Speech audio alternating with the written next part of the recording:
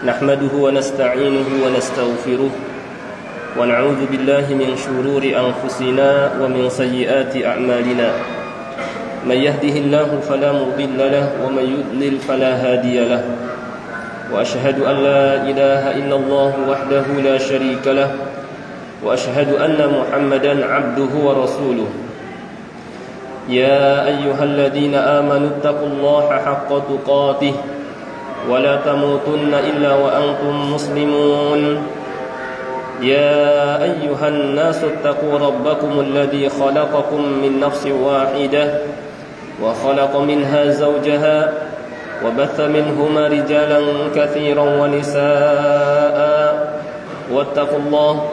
واتقوا الله الذي تساءلون به والأرحام إن الله كان عليكم رقيبا يا أيها الذين آمنوا اتقوا الله وقولوا قولا سديدا يصلح لكم أعمالكم ويغفر لكم ذنوبكم ومن يطع الله ورسوله فقد فاز فوزا عظيما أما بعد فإن خير الحديث كتاب الله وخير الهدي هدي محمد صلى الله عليه وسلم وشر الأمور محدثاتها وكل محدثة بدعة وكل بدعة ضلالة وكل ضلالة في النار. Ma'asyiral muslimin, sidang salat Jumat rahimakumullah.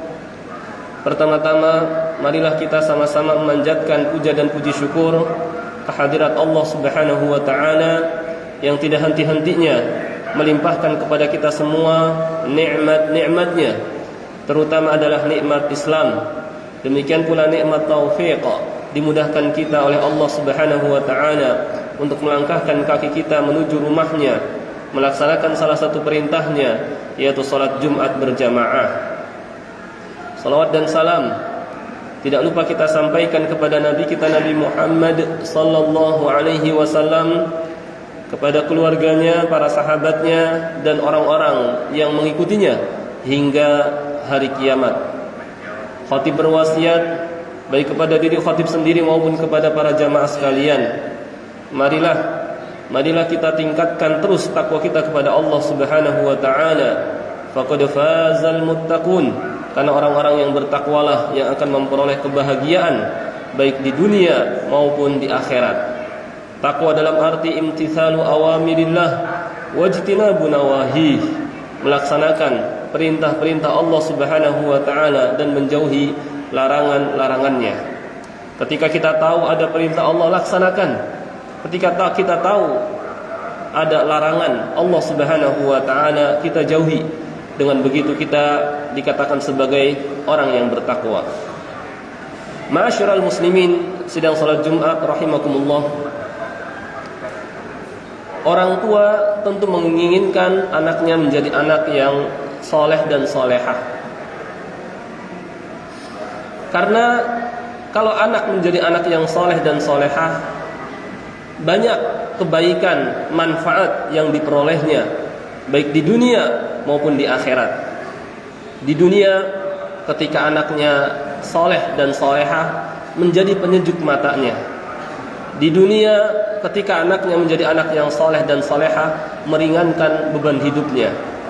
Di dunia, ketika anaknya menjadi anak yang soleh dan solehah, membanggakannya. Di dunia, ketika anaknya menjadi anak yang soleh dan solehah, mendoakannya. Dan kebaikan lain yang diperoleh oleh orang tua ketika anak menjadi anak yang soleh dan soleh. Sedangkan di akhirat, ketika anak menjadi anak yang soleh dan solehah, di antara keutamaan yang besarnya adalah anak tersebut akan dikumpulkan bersamanya di surga. Kita semua tentu, setiap keluarga muslim ingin di samping berkumpul di dunia, juga dapat berkumpul lagi di akhirat. Berkumpul di dunia sementara, akan tiba masa di mana kita akan berpisah dengan anak kita. Anak dengan orang tua dengan anaknya. Entah anaknya pergi merantau, bekerja, atau misalnya menikah dengan orang di luar yang jauh di sana, sehingga terpaksa harus berpisah dengan orang tuanya. Terkadang bertemu kemudian berpisah kembali, dan akan juga berpisah ya di dunia ini dengan salah satu di antara keduanya didatangi oleh maut sehingga berpisah ya.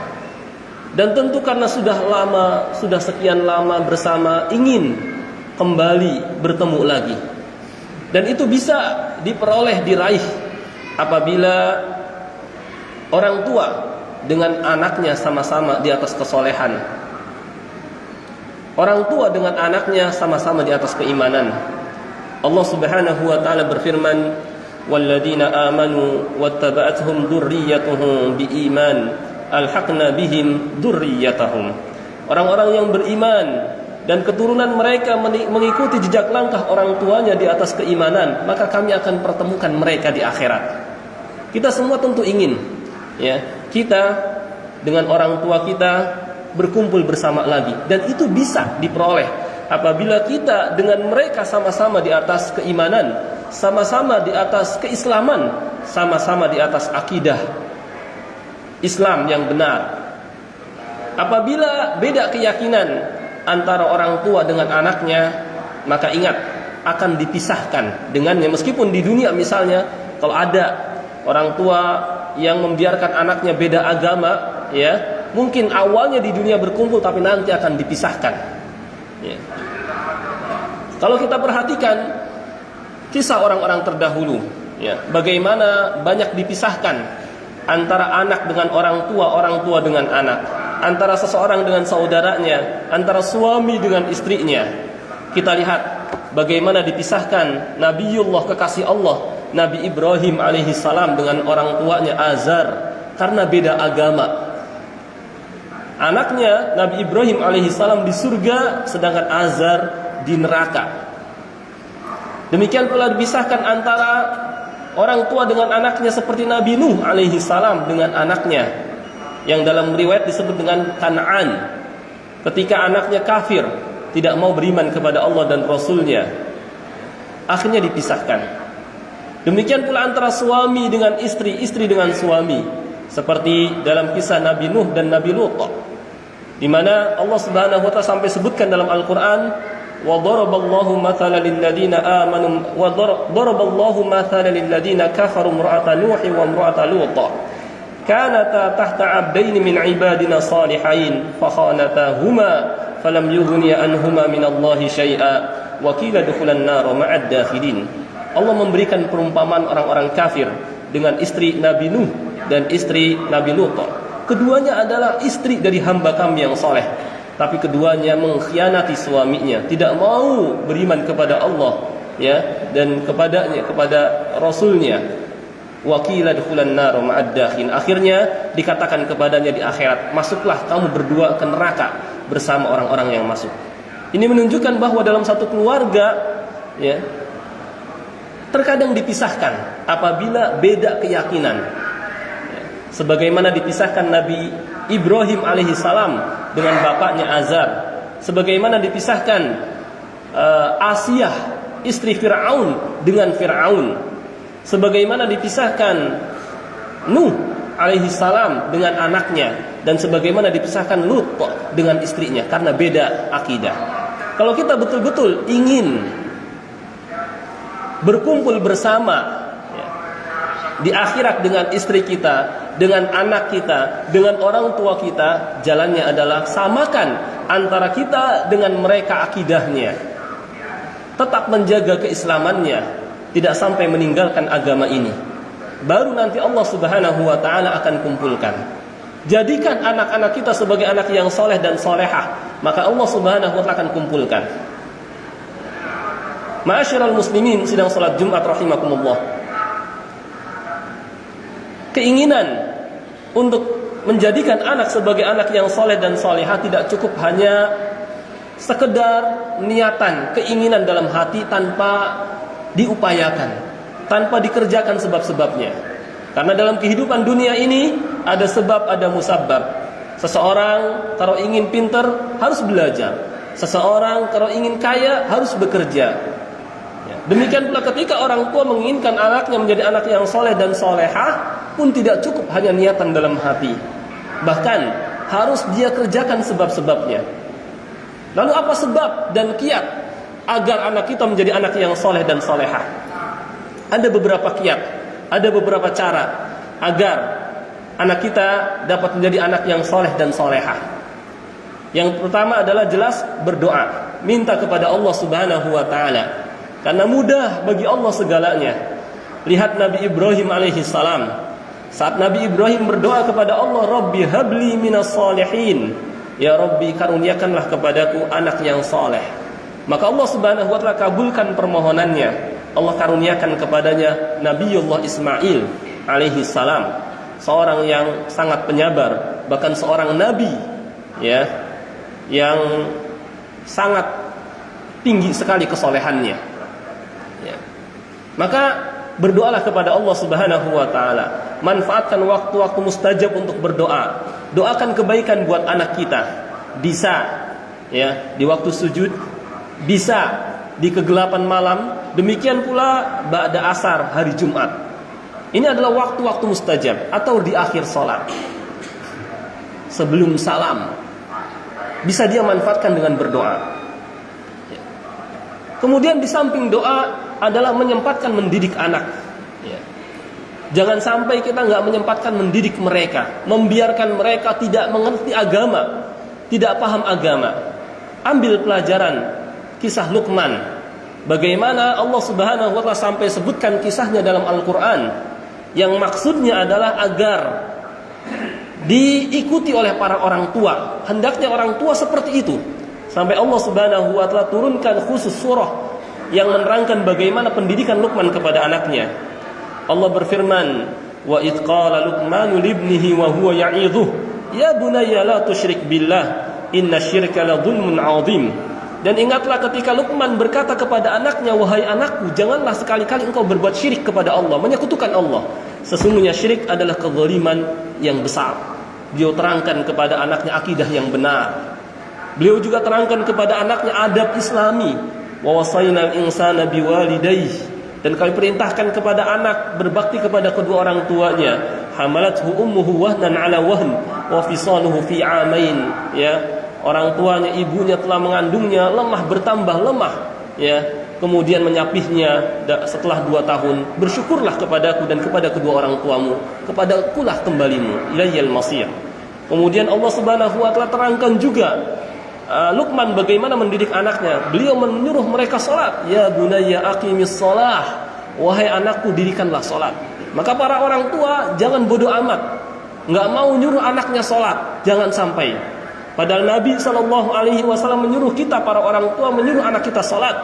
Beliau bersabda, muru abna'akum bis salati wa hum abna'u 7 sinin wadribuhum 'alaiha wa hum abna'u 10 sinin. Suruhlah anak kalian salat ketika usianya 7 tahun. Sejak usia 7 tahun disuruh salat. Agar apa? Terbiasa. Ringan nantinya mengerjakan salat ketika telah dewasa. Wadribuhum 'alaiha, pukul mereka kalau mereka berani meninggalkannya ketika usianya 10 tahun.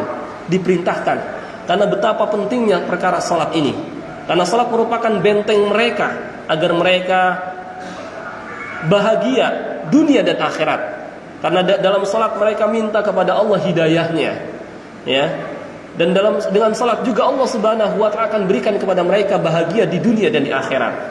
Maka suruh anak-anak kita salat, jangan sampai dibiarkan. Jangan sampai hanya kita saja yang ke masjid, kita biarkan anak kita nongkrong di pinggir jalan, main HP, padahal sudah tiba waktu salat. Dan kalau bisa ketika kita menuju masjid, ketika kita melihat remaja-remaja kita ya duduk di pinggir jalan masih main HP, ingatkan mereka, suruh mereka salat. Ya. Karena kalau kita membiarkan, maka akan terjadi sebagaimana yang Allah Subhanahu wa taala terangkan dalam Al-Qur'an. Fa khalafa min ba'dihim khalfun adha'us salata wattaba'us syahawat fasawfa yalqawna ghayya. Maka akan ada generasi setelah mereka, generasi setelah kita yang meremehkan salat, disangka salat itu hal yang biasa, enggak wajib, terserah, sunnah misalnya, ya. Mereka meremehkan salat. Akhirnya apa? Wattaba'us syahawat, mudah memperturutkan hawa nafsunya, mudah terombang-ambing dengan fitnah dunia ini, ya. Fasawfa yalqawna ghayya, akhirnya mereka menjadi orang-orang yang tersesat, ya.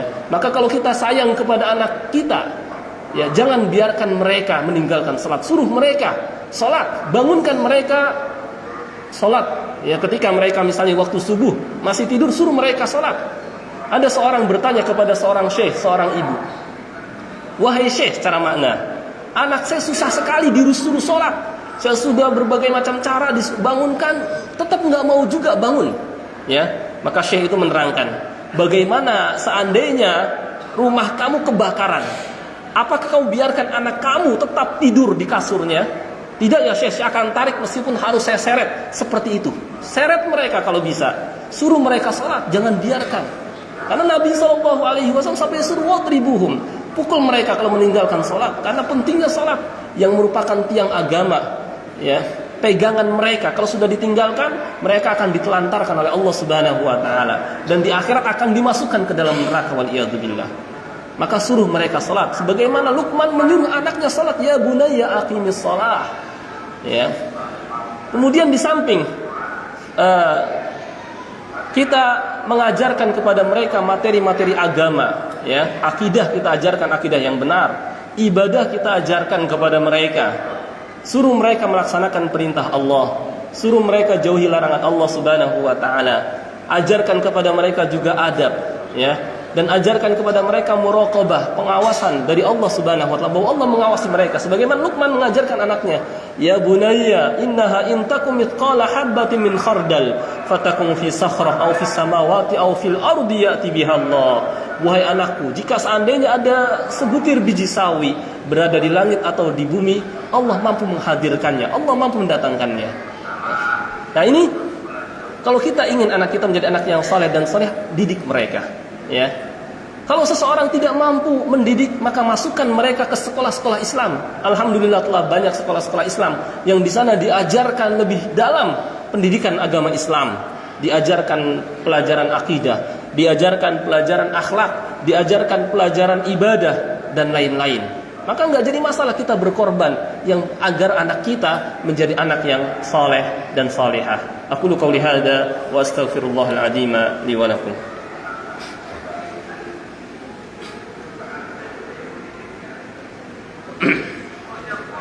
Alhamdulillahi rabbil alamin wal aqibatu lil muttaqin wala udwana illa 'alal zalimin. Asyhadu an la ilaha illallah al malikul haqqul mubin wa asyhadu anna Muhammadar rasulullah sadiqul wa'dil amin. Allahumma shalli wa sallim ala nabiyyina wa habibina Muhammadin al amin wa ala alihi at-tahirin wa ashabihi al akramin wa man ihtada bihadihi al mubin ila yaumiddin.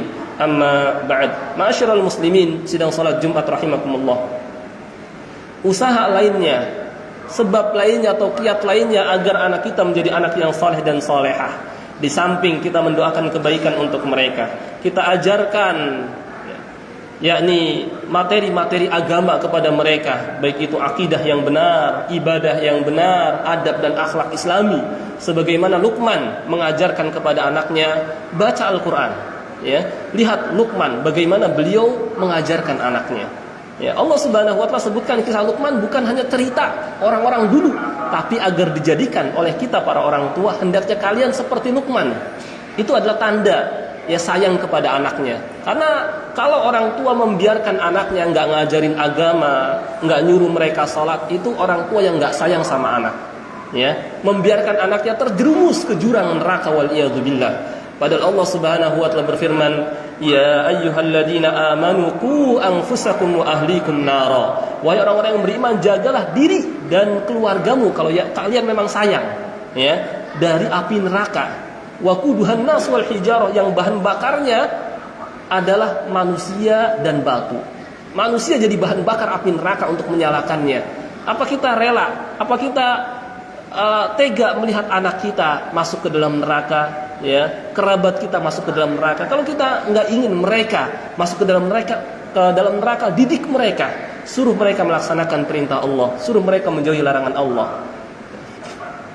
Demikian pula agar anak kita menjadi anak yang saleh dan salehah, berikan qudwah hasanah, berikan contoh yang baik kepada mereka.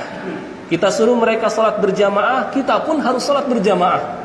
Jangan sampai kita suruh anak kita salat berjamaah tapi kita asik di depan televisi, tapi kita terus ya mengejar dunia, entah berdagang, bekerja atau lain sebagainya. Kita berikan contoh, lihat waktunya sholat, ya saya sholat, ya kita sholat. ya. Dan coba hadirkan perasaan kepada mereka bahwa ketika azan berkumandang hayya 'alas shalah, hayya 'alal falah, meskipun yang menyeru adalah manusia, tapi itu atas perintah Allah. Seakan-akan itu adalah panggilan Allah. Lalu apa sikap kita terhadap panggilan Allah Subhanahu wa taala Rabbul Alamin yang memberikan kepada kita berbagai macam kenikmatan, yang telah menciptakan kita, yang menguasai alam semesta, yang manggil adalah Allah. Apa sikap kita? Kenapa kalau bos saja yang kecil di hadapan Allah, ya, yang Allah berkuasa terhadap seluruhnya, kita mau memenuhi panggilannya, tapi kepada panggilan Allah kita nggak mau datang? Apa kita nggak malu? Ya, nggak mau menyambut panggilan Allah, hayya 'alas shalah, hayya 'alal falah. Ya, belum lagi ada kalimat hayya 'alal falah, marilah menuju kepada kebahagiaan. Seakan-akan kalau kalian betul-betul ingin bahagia, maka hayya 'alas shalah. Kalau nggak mau bahagia, nggak apa-apa, silahkan, nggak usah sambut panggilan Allah ini. Terus saja mengejar dunia, terus saja asik bermain, terus aja bercengkrama dengan keluarga, terus aja di depan televisi, terus aja main game misalnya, main HP misalnya. Itu tanda kalian tidak menginginkan kebahagiaan. Itu isyarat sebenarnya. Ya. Demikian pula kalau kita ingin anak kita menjadi anak yang soleh dan solehah, di samping kita memberikan contoh yang baik kepada mereka, tanggap terhadap tindakan mereka. Ketika mereka ada kecenderungan karena mungkin ikut-ikutan dengan temannya, ya, berbuat buruk, kita ingatkan, lakukan amar ma'ruf dan nahi munkar kepada mereka, karena kita berkuasa terhadap mereka. Dan seorang kepala keluarga mas'ul adalah akan diminta pertanggungjawaban nanti pada hari kiamat. Kullukum ra'in wa kullukum mas'ulun an ra'iyatih. Masing-masing kalian adalah pemimpin, dan setiap pemimpin akan diminta pertanggungjawaban nanti pada hari kiamat di hadapan Allah Subhanahu wa taala. Kita minta kepada Allah Subhanahu wa taala agar Dia memberikan kepada kita kemampuan untuk memperbaiki keluarga kita, mendidik mereka dengan pendidikan Islami, kemudian terus mendorong mereka agar melaksanakan perintah Allah, menjauhi larangannya. Dan kita minta kepada Allah Subhanahu wa taala agar Dia mengumpulkan kita dengan mereka nanti di akhirat, di surganya. Amin ya rabbal alamin. Allahumma salli ala Muhammad wa ala ali Muhammad kama sallaita ala Ibrahim wa ala ali Ibrahim innaka Hamidum Majid. Allahumma ighfir lil muslimina wal muslimat wal mu'minina wal mu'minat al ahya'i minhum wal amwat innaka sami'un qaribun mujibud da'awat. Rabbana ighfir lana wa li ikhwanina alladhina sabaquna bil iman wa la taj'al fi qulubina ghillan lil ladzina amanu rabbana innaka ra'ufur rahim. Rabbana atina fid dunya hasanah wa fil akhirati hasanah wa qina adzaban nar. Subhana rabbika rabbil izzati amma yasifun wa salamun alal mursalin walhamdulillahi rabbil alamin. Aqimis salat.